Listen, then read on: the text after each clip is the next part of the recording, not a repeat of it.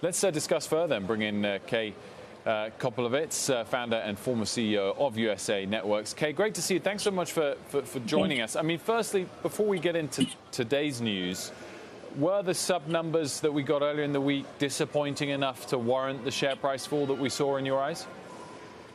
Well, I think in today's market, you always find an overreaction to the marketplace. So I think it was a bit of an overreaction. But look, it was a pretty big miss. And I think people are looking forward to the numbers that they committed to in 2024, 230 to 260 million subscribers. That's a big leap of 40 million a year from where they are right now at 118 subscribers for Disney Plus. So I think it's a big hill to climb. But as you just heard in the Disney Plus Day entry, more good product, great product coming from Disney. And I think product that appeals to adults as well as kids. Because a lot of the Disney product itself is appealing to children of all different ages and families, but we really need some of these blockbuster movies and series that are coming on in the near-term future, I think, to drive subscriber count. What are the biggest risks for the streaming services at Disney and elsewhere, in your eyes? Yeah, well, I think there are a couple. One of the things I look at is, that we talk about Disney Plus being $7.99 a month in the package, but I think you really got to look at what they really get, and the real number is $4.12. So that's an average of what they're getting per subscriber today. If they're doing a lot of discounting to get new subscribers, that will hold that number down. The international growth, which they're counting on a great deal, is, for the most part, in most countries, at considerably less than they get in the U.S. market. So what are those subscribers worth? I think that's another thing we've got to think about entirely.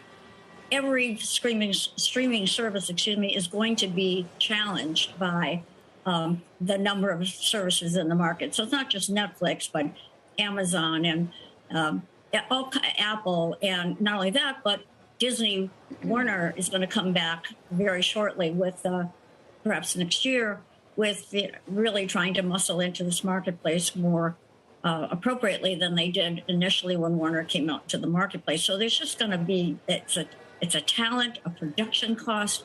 The costs are being driven up by the competition. And it will, I think, provide headwind to subscriber growth, which is very important to them. So for Disney, what's always been the edge there is that they've had this tremendous IP library. And you saw that today with some of the new releases around Pixar and Marvel and Star Wars. How much value do you think they have, or how much of an edge over the competition do you think they have because of that? Or are those getting saturated? Well, I think the brilliant thing that they did before the pandemic hit is that they did buy Marvel, and they did get Star Wars, and they have all this, and Pixar, and they do have a very valuable library of product to bring out. And I think they need that. They need those tent poles. They actually own them. They can, and they're marvelous marketers at Disney, as was pointed out in Disney Plus Day today. They have different ways to promote it in their parks and so forth. So they are terrific brand builders. I think they can promote them very well. They do own them. They don't have to rely on buying them from other people. However, some of their biggest titles from Star Wars and Marvel, I believe, too, are also going to be seen on Netflix for the foreseeable short-term future anyway. So they're not exclusive yet to Disney.